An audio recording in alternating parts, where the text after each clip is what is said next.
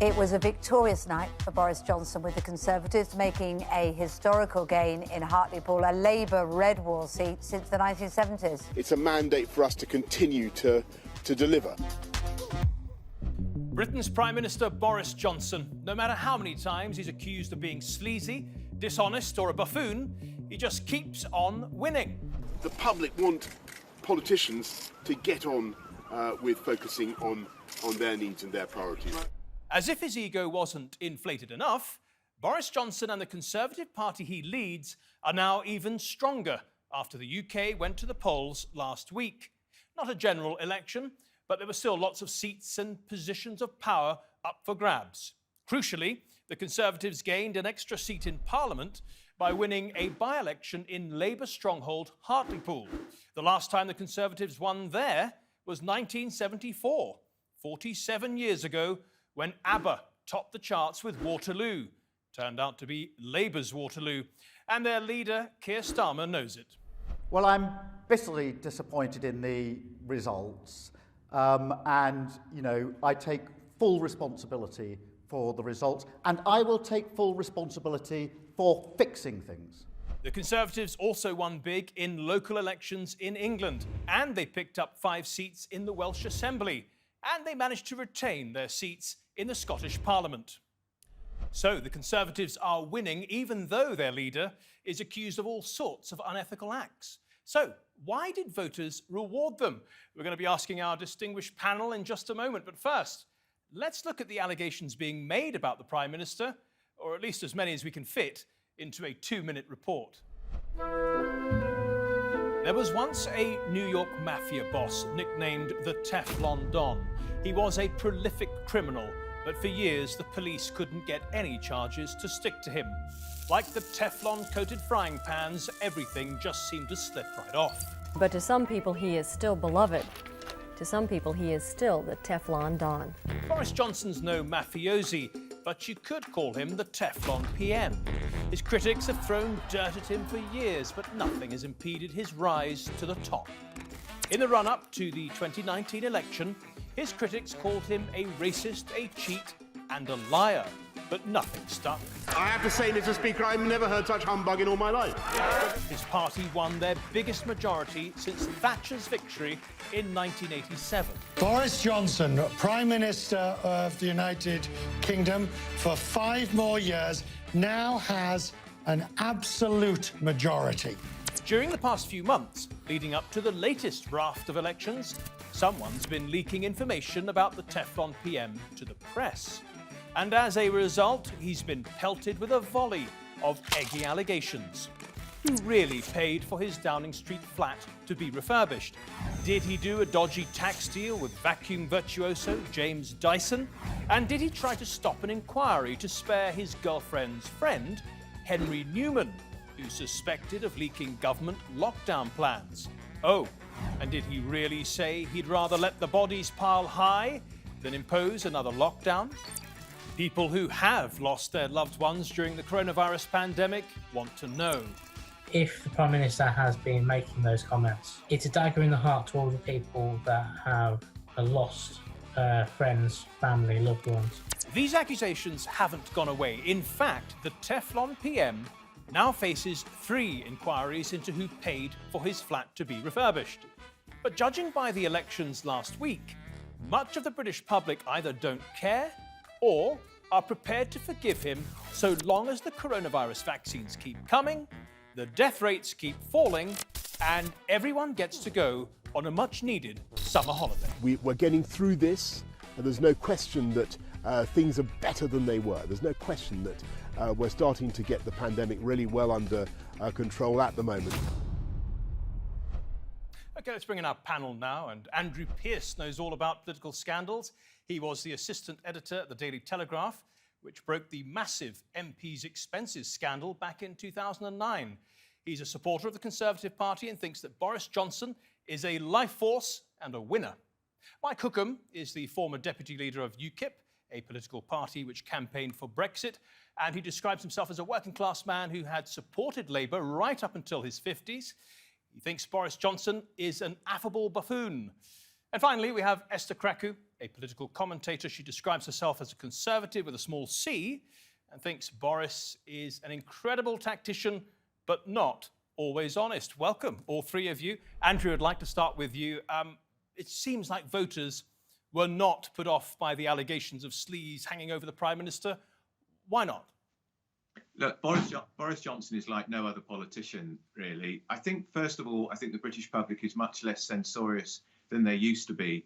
But the big scandal that's been engulfing him about wallpaper, who paid for the wallpaper, who paid for the refurbishment of the Downing Street flat, it doesn't involve any public money. No taxpayers' money was squandered or wasted. A rich Tory donor with more money than sense wrote a cheque for £58,000 because the Prime Minister's fiancée chose wallpaper by a particularly expensive interior designer called Lulu Little. I think her sofas are £10,000. So I think most people think, well, as long as it didn't cost me any money, I couldn't care less. What they want, and I went up to Hartlepool where we had the big by-election victory for the Conservatives. What people were talking about is, when am I getting my second vaccination? And when can we go back on holiday again? And when can I go into a pub rather than having to have a pint of beer outside a pub? Because currently it's freezing. Right. I mean, Mike, you're from up north, as they say, not Hartlepool, a couple of hours drive away, but still, it was a spectacular victory for the Conservatives and for Boris Johnson. Is that what people up there were thinking? There is no opposition party. There is nothing there. Labour no longer represents the working man and woman. So who do we vote for? Who do we go for? There is no other party to go for. So let's go for the least worst party, which is the Conservatives. And it is a terrible position we're in at the moment, where really the country is ruled by one party. Where is the opposition? Where is Her Majesty's opposition holding the government to account and questioning what they are doing? We don't have that. So who do they vote for? They've only got one party to vote for at the moment, and that is the Conservatives. Is that how you feel, Esther? I mean, you're watching things from London. You describe yourself as a Conservative with a small c, but you don't feel that Boris Johnson is entirely a wholesome candidate that you could get behind? Yeah, I mean, the reality is there is no opposition, like you were saying. And my frustration is there is no Conservative party either. It's just the party in power. Right, just like Labour voters don't feel like they have a true Labour party to stand behind, true Conservatives don't feel like there's a Conservative party to stand behind. This is just a patchwork party that's trying to muddle us through this pandemic. And this is why I say, Boris is an incredible tactician, because he knows how to read the room, which is something Labour has yet to learn. He knows that at a time like this, leaning into sort of low IQ identity politics and really useless stuff that people don't care about when they're losing their jobs and the country is in economic instability. He knows not to lean into those things. And that's the reason why he's slightly more appealing than whatever Keir Starmer's party called themselves. Are you saying that Keir Starmer was the practitioner of sort of identity politics and it didn't work for him? Yeah, low IQ identity politics. I mean, at a time, the funny thing is, and I was very vocal about this last summer, a lot of statistics came out saying that the coronavirus was affecting mostly Black and minority communities. And he decided to take a knee and support the people out there protesting and putting the lives of largely Black people at risk of transmitting this virus. I mean, you can't make it up. This is just low IQ peddling. And I just think, this country's made so many sacrifices to try and get us through this pandemic. There are bigger fish to fry. Why on earth, when the working class need you more than ever, are you going to sort of pander to people that don't really represent who you should be representing? Right. Let's take a look at Keir Starmer in action then. He's been trying to use these scandals against Boris Johnson for the past couple of months. But as you can tell from this exchange in Parliament, he's found Boris rather evasive. Either the taxpayer paid the initial invoice, or it was the Conservative Party, or it was a private donor, or it was the Prime Minister. So I'm making it easy for the Prime Minister. It's now multiple choice. Mr. Speaker, I've given him the answer, and the answer is I have covered the costs, and I think most people will find it absolutely bizarre. And of course there's an electoral commission investigating this, and I can tell him that I've conformed in full with the code of conduct, with ministerial code, and officials have been kept have been advising me throughout this whole thing. But I think people will think it absolutely bizarre that he is focusing on this issue. So, Andrew, Boris Johnson, typically eloquent, but a little slippery. He didn't quite explain who paid for the refurbishment initially. Why is that important? I'll tell you why it matters, because even though it's no public money involved, if the Conservative Party paid that money, a lot of party members send their £25 in every year. They knock on doors, they raise money, they do fundraising. They don't really want their hard-earned money going on lavish refurbishments of Downing Street flats.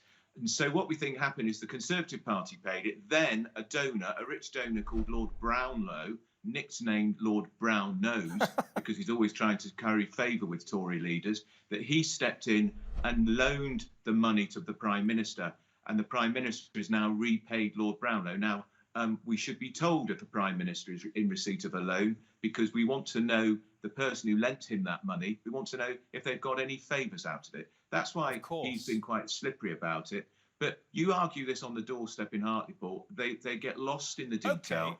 Okay. And they just say they just didn't care at all, frankly. As you say, it didn't seem to do him any harm at the polls. But what about these three inquiries?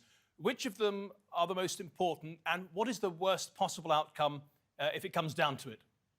Well, the Electoral Commission is investigating the payment of the Downing Street flat. Now, the Electoral Commission can subject people to fines of up to £20,000. Now, if the Prime Minister is fined for breaking election law, that puts him in a very difficult position. There's also an inquiry into whether he's breached the ministerial code. That's been conducted by a man called Lord Geit. He's a former spook. He was the Queen's private secretary. He's nobody's fool, and he's tough. And if he says the Prime Minister has broken the ministerial code, believe it or not, it's then up to the Prime Minister to decide whether he agrees with Lord Geit, because he can be his own judge and jury. He can say, well, Lord Geit says I've broken the ministerial code, but I don't think I have, because that's the current system we've got. Boris didn't invent it. It's the one he inherited, and it shows the rules are completely ridiculous.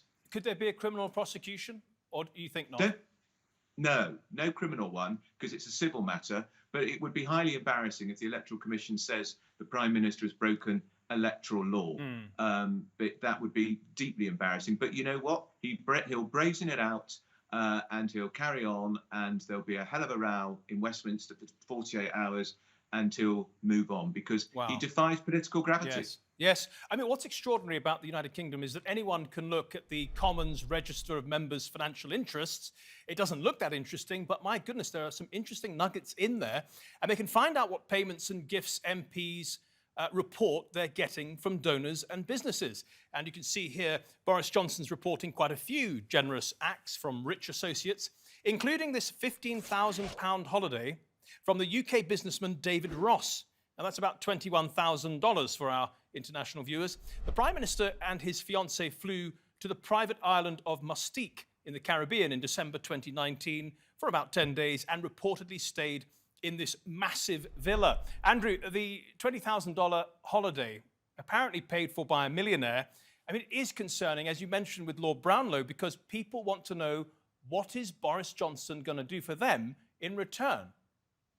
Yeah, holidays and prime ministers have been a problem ever since Tony Blair, because Tony Blair used to go off and have freebie holidays all around the world, but he had to declare them. Mrs. Thatcher never used to go on holiday because she was too obsessive about work, and Gordon Brown likewise. Yes. But this holiday in particular, what's caused consternation for Boris's critics, when David Ross was told that Boris Johnson was saying he'd paid for the holiday, he said, no, I didn't.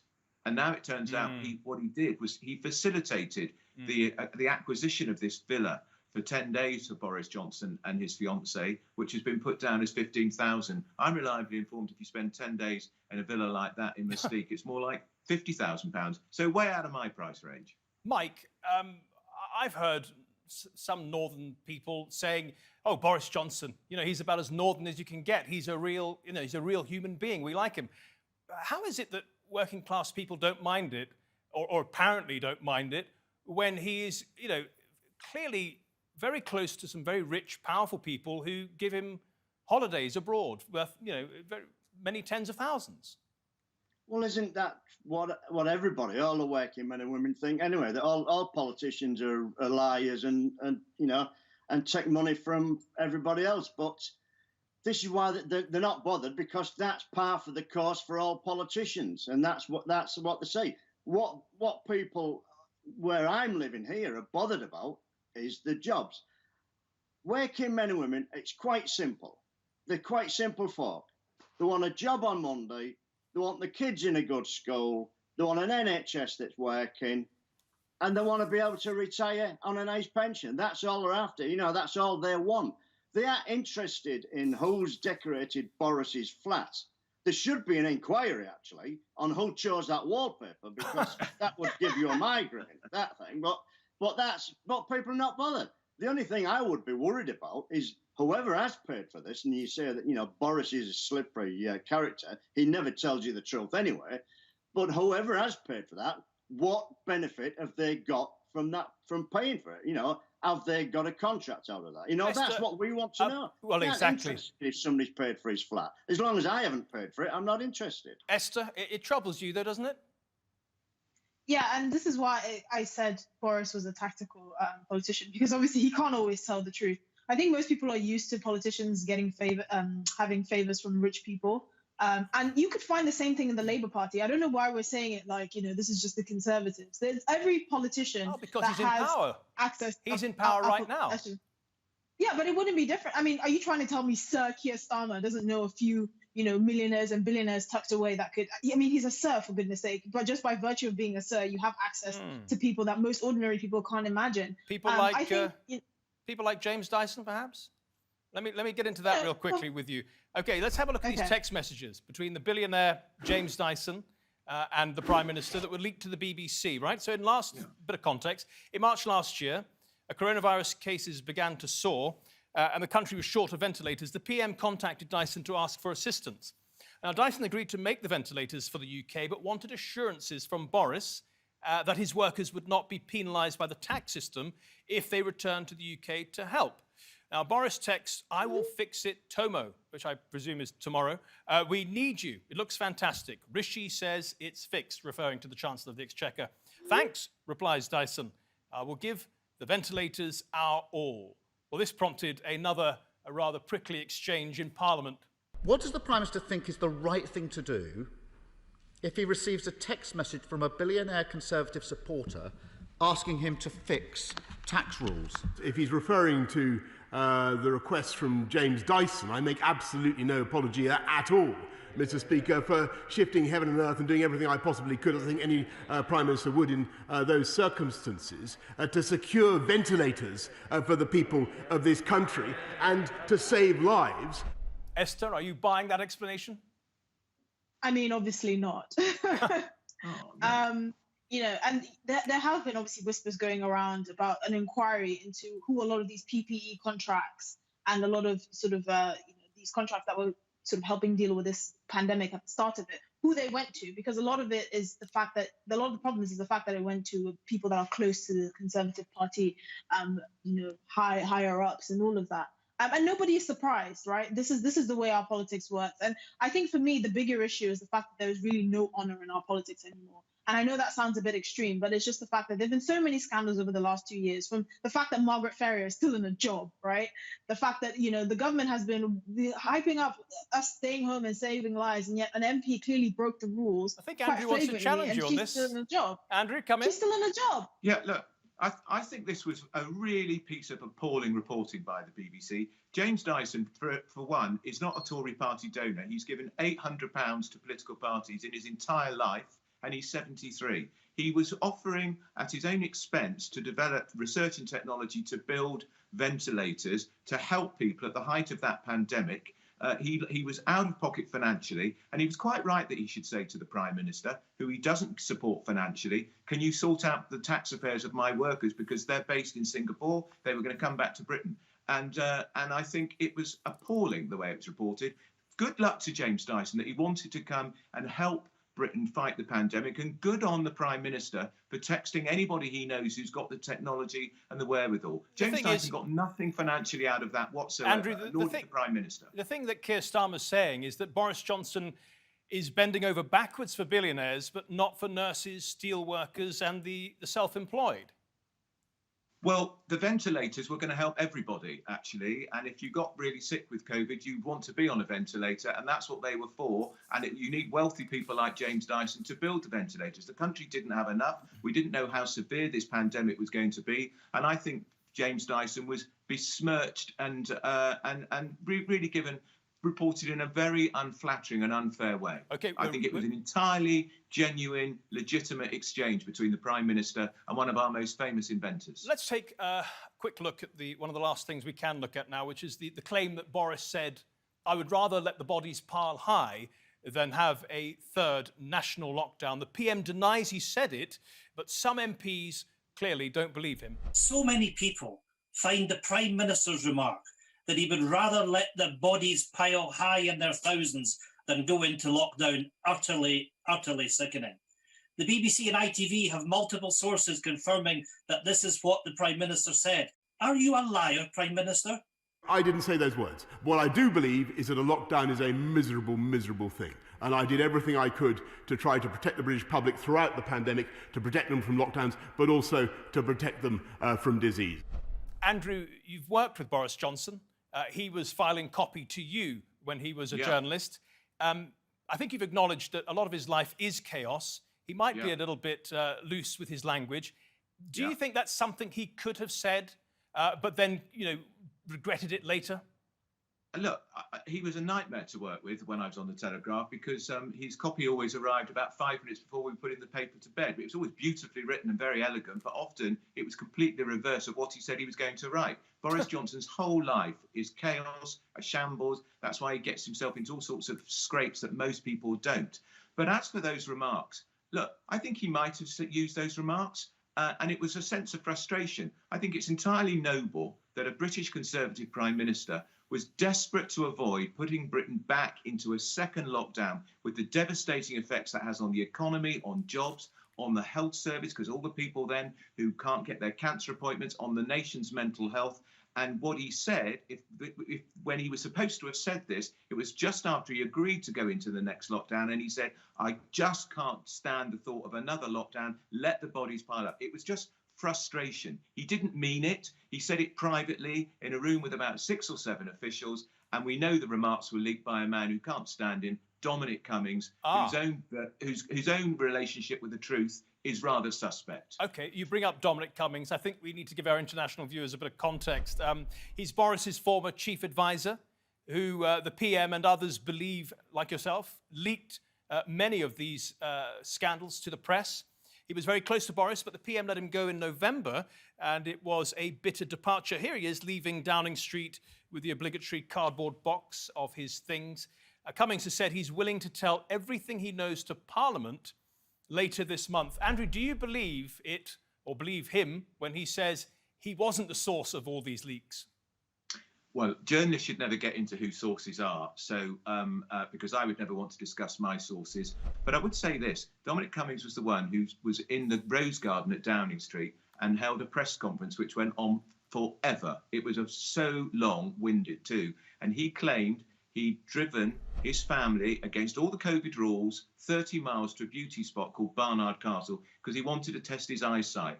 Most people who want to test their eyesight go to an optician. They go to Dolland and Aitchison or they go to Boots. Nobody in the country believed that cock and bull explanation, which is why a lot of people are saying if he is making these allegations about Boris, take them with a pinch of salt. And he's going to be talking in front of MPs potentially at the end of this month in Parliament.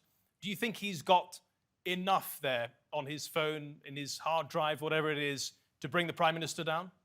No, but I did say when he left Number 10, I wrote at the time, some officials thought, as he walked out very theatrically with that box of possessions, what's in that box? I can tell you what was in that box. Lethal emails, lethal text messages, lethal documents, which he was going to reserve for a rainy day. And the mistake the Prime Minister made, you've got to keep your friends close, you've got to keep your enemies even closer. He should have kept in with Dominic Cummings when he fired him. Yes. Because I think Dominic is going to try and cause as much chaos and havoc as he can. But Boris Johnson won't be brought down by Dominic Cummings, no. He'll be brought down by some other scandal, probably in a year's time. An excellent reference to The Godfather there, which sort of completes the arc of this programme, since we've compared him to the Teflon Don in New York.